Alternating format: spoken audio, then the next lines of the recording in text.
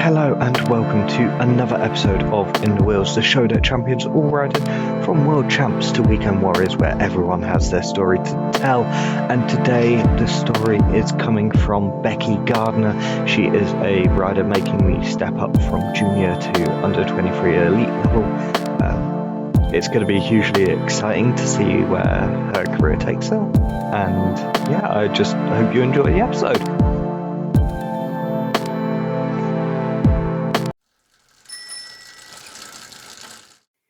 Thank you so much for joining me. How are you doing? I'm good. How are you?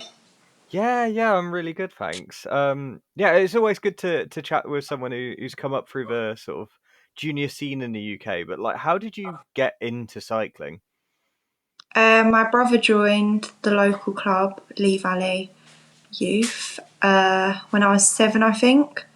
And then I started going. I did mountain biking first. Not very seriously, just with the slow group. And then I started doing the road. I didn't really start properly racing it until first year under 16. That's when I first did all of the nationals. I did the local ones in under 14. And then I did, the full national road and track in both under 16 years. And then, How did you find that though? Because when I used to race, I remember doing junior, youth A, so that under 16 category. And the first, I was like, oh, I'm pretty good at cycling. You know, I can keep up with a club run and things like that. And then getting into a youth A race, I was like, I got dropped on the first corner, I think, and it was just hard work. Like, did you find it a big step up, or was it quite an easy transition for you? Well, I wasn't really training in the first year. So on the hillier races, I didn't do too good, but I did well on the flat races. But Okay. I think it was just naturally, it was the sprinting races. I did well at 2, but that was quite good for not training or anything. Yeah. So So, at what point then did you start really training? Are you kind of into that at the moment, or yeah, when did that really start? well, I got a coach halfway through first year under 16. I think in June, and then with NSR we got a coach, and then I worked with a coach for my junior seasons, and now I've just started with a new coach now, a couple weeks ago. So Wow. so the past so since the end of first year under 16, I'd say I've been training properly.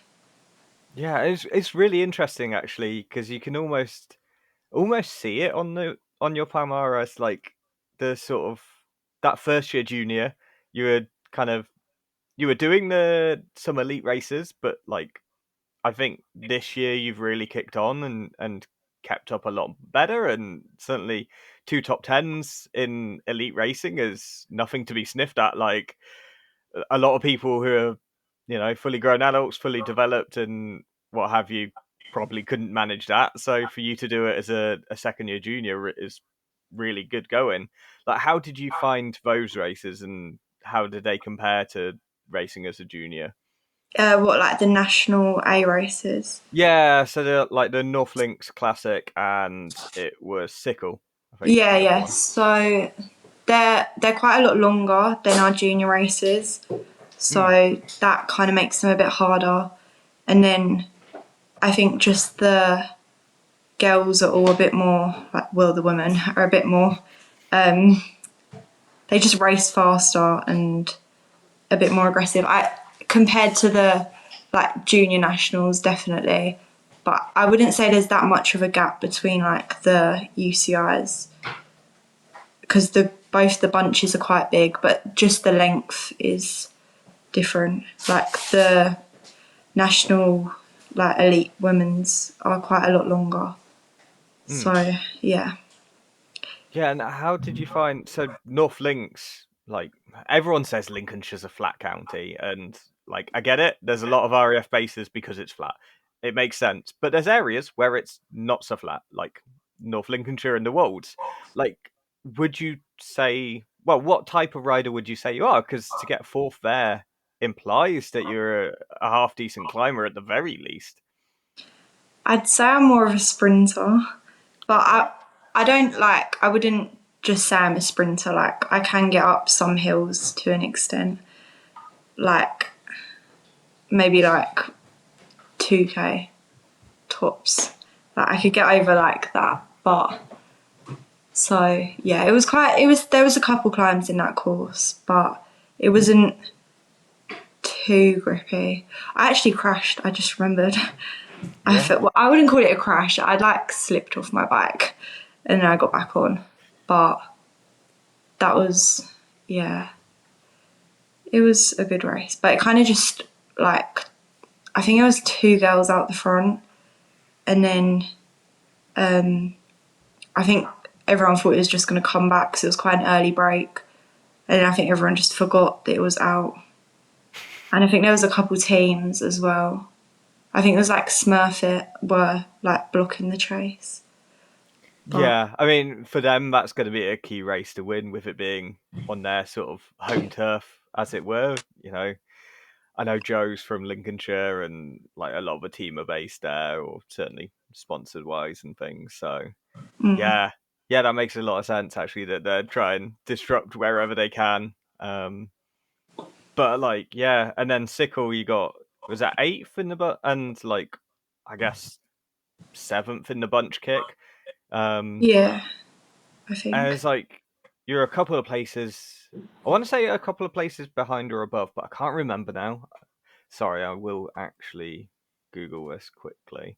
But there's like a really good rider who was right near you, and like normally you're like, well, if it was like 57th and 59th, like yeah, two places that isn't big and isn't much, but at that level, like I feel that's quite something. And I guess the question is like, do you feel that you're able to compete at the elite level and at even UCI level? Yeah, I think I can compete. Like, it kind of just depends how the race is raced. If it comes down to a sprint, then that's usually like where I compete best and can Hmm. do my best. Whereas if it's more breakaways, then that's not really my kind of racing. Like, I'm more of a sprint, like reduced bunch sprint. So, Yeah, yeah. So like one for the tough day, like a sickle classic is yeah, the sort of basically. archetypal. Yeah. Yeah, it's Robin Clay was a rider I was meaning. She came Oh, yeah. fifth and Oh, you were yeah. eighth, and like she's women's world tour now. So Yeah. it's like to Yeah. be within touching distance of her, that to me means like you're already in a really good position. Um, and likewise, was it Gen Wevelgem last year? I want to say where you got second behind Amelia. Yeah, last year Um, was. yeah, so it's like clearly you've got a big kick to you. Um, is that an area you've like particularly worked on? I know you've said you've had multiple coaches. Is that an area you always focus on, or do you like what does training look like for you really? Um, I think it comes naturally because, like, before I trained, there was like a stage at Pembury and I won it. Like, it was just a flat sprint and I won that, like, off no training. So I do think it comes quite naturally, like, sprinting and training's kind of just a lot of zone two endurance, and then a few efforts. But like this winter, we're going into like a block of threshold and then a block of VO2 efforts. But I don't really know what it will look like because it's a new coach. But Hmm. I think we did a similar thing last winter as well. But yeah, Yeah, because like how we are at time of recording, it feels very much that we're in the off season. Lombardia was a couple of weeks ago, but it almost feels like people are already starting to get the base miles in for the next year. It's like in the same way that Christmas always feels like it's coming earlier. It's like the new season seems to be starting earlier and earlier each year. Like, how early are you starting your kind of prep and getting ready for the next year? Um, I had my off season. I think it was the end of September, and then like around the start of October. So I've only done like two, maybe this is my third week training. But yeah, so we're starting the prep already. Oh, But I did have my 2 weeks off the bike. So yeah. yeah. Yeah, I think that's healthy to have, isn't it? Like, to have that time definitely away, because if you're constantly grinding, you just never get recovery. And it's like, Yeah. as hard as you have to train, I think you have to recover just as hard, if that makes sense. Yeah.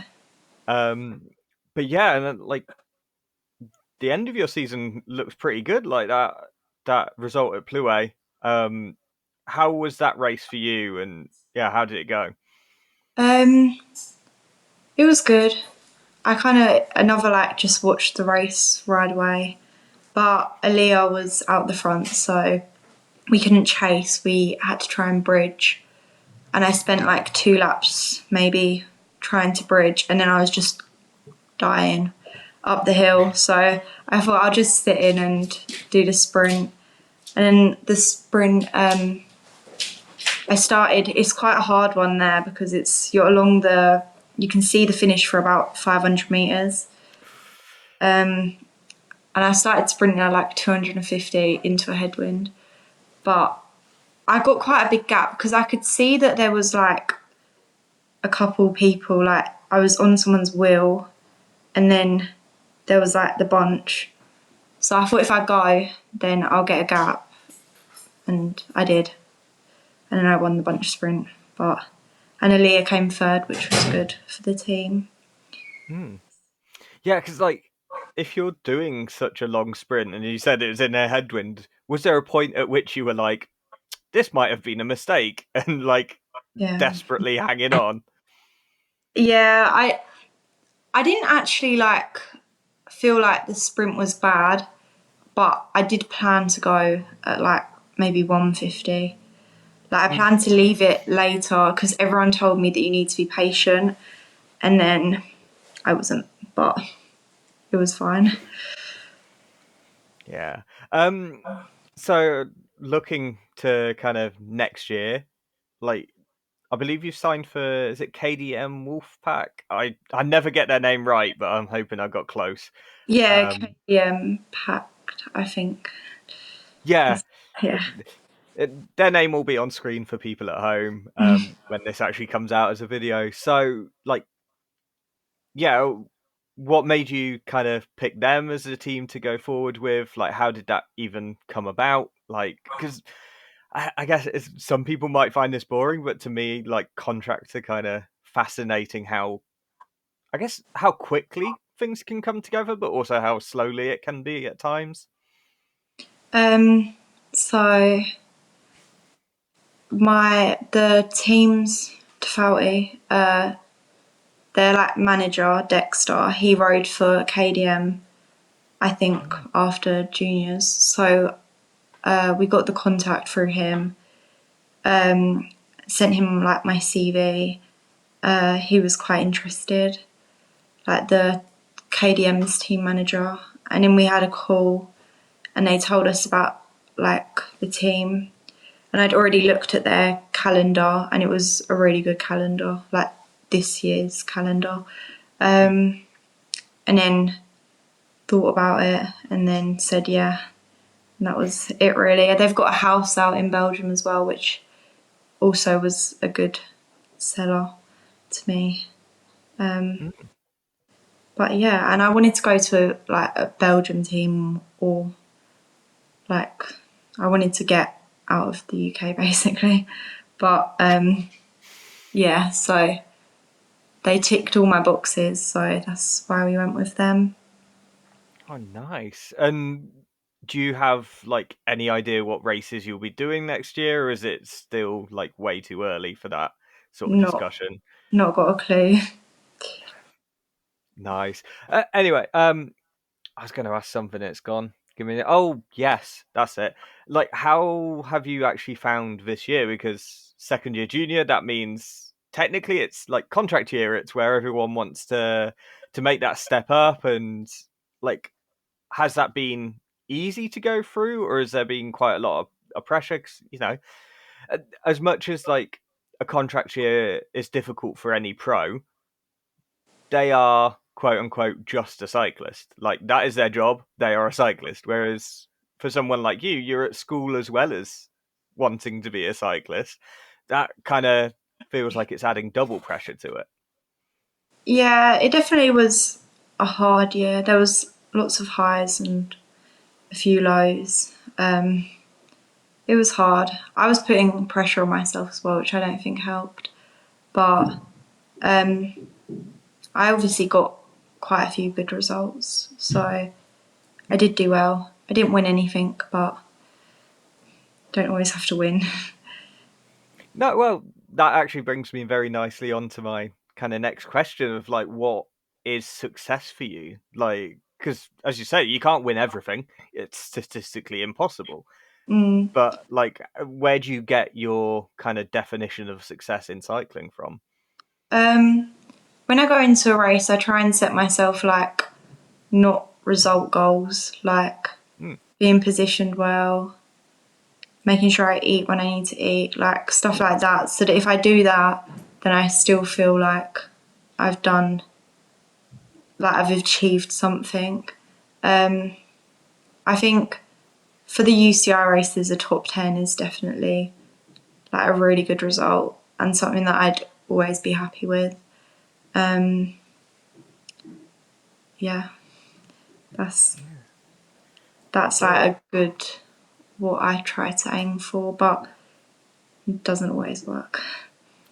yeah. I mean, but again, that's part of, I guess, progress, isn't it? Like, you can't grow if everything's a success straight away and you don't have to work hard at it. That's not getting the best out of yourself, is it? Like, you kind Yeah. of have to fail at times. Um, but yeah, looking to the future, like, do you have any goals set for next year? I know we've just discussed that there's no kind of races yet, but do you have things that you'd like to achieve, or certainly experiences you'd like to have? Well, I don't really know. Like everyone keeps telling me that the step from junior to elites is quite big, so I'm not too sure how I'm gonna do results wise. But and I'm also not too sure what kind of like races I'm doing yet. So I haven't really got any targets yet. But as long as I'm just doing my training and like fueling right, then that's the best I can do. Yeah, I suppose it's that kind of mentality of like, get the foundations right and the results will come no matter what. So yeah, that's a really healthy way of looking at things. And I guess like my penultimate question is like, if you could win just one race, like, you get your career and you can pick one race that you will win, but you're not going to win anything else. Like, you get loads of seconds if you want them, but you're never going to win anything but this one race. What race are you picking? I think it's kind of basic, but world champs. Yeah, surprisingly, that hasn't come up that often. Like, Well, then you get to wear like the bands as mm, well, so get to wear it like in the future as well, kind of. well, yeah, I suppose, yeah, you get it for the whole year, and you get that sort of reminder Mm, for the rest of your career. mm. Yeah, yeah, that's not a bad one to pick, actually. Yeah, you say it's basic, but there's a lot to it. Yeah. Um, So yeah, all that's left for me to say is like, or ask rather, is how can people follow you on socials if they want to see what's going on with your career and keep up to date with you? I think my Instagram is becky.gardiner07, but you might need to double check that. Yeah. I always make a little edit to the video so that people can see it. So if they're looking right now, they'll see it on screen and be able to jot it down. And yeah, thank you so much for your time, and I can't wait to see what the next season brings. Well, there you go. I hope you enjoyed listening to that as much as we did recording it. She's a great talent. I can't wait to see how she gets on as her first year. And yeah, it's very exciting, and it's always great to chat to people coming up through the ranks as much as it is people already established. So yeah, until next time.